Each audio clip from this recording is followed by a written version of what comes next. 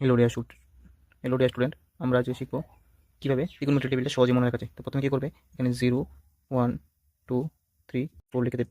তারপরে সবগুলো নিচে 4 দিয়ে দেবে, 4। তারপরে এগুলোর মধ্যে কি রুট দিয়ে দেবে।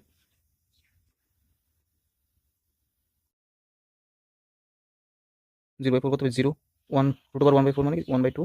এটা বের হবে কি 1/√2, আর এটা হবে √3/2, এটা 1। আর কসের ভ্যালু উল্টিয়ে লিখে দেবে 1 √3/2, 1/√2, 1/√2, 1/2, 0।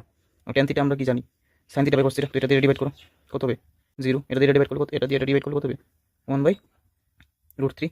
এটা দিয়ে ডিভাইড করলে কত হবে 1। এটা দিয়ে ডিভাইড করলে কত হবে √3। আর 1 দিয়ে 0 তো ডিভাইড যায় না, তার জন্য এটা ইনফিনিটি হবে। আর কট কি, ট্যানটাকে উল্টো করে লিখে দেবো 1 2 ইনফিনিটি √3 1 1/√3 0। আর cos থিটা হবে সাইনের উল্টোটা। আর এটা নিচে কিছু নেই, মানে 1 1/0 মানে কি হবে ইনফিনিটিভ। cos থিটা কি হবে ইনফিনিটিভ। তারপরে এটা উল্টে দিলে কী হবে 2। এটা উল্টালে কী হবে √2। এটা উল্টা কী হবে 2/√3। এটা উল্টালে 1। আর cos sec থিটা মানে cos থিটার উল্টোটা। তো এটা উল্টো কী হবে 1ই। আর এটা উল্টো কী হবে 2/√3। আর এটা উল্টো কী হবে √2। উল্টো কী হবে √2। আর এটা উল্টো হবে 2। আর কী হবে ইনফিনিটি। এভাবে আমরা সহজেই ত্রিকোণমিতির টেবিলটা সহজেই মনে রাখতে পারি।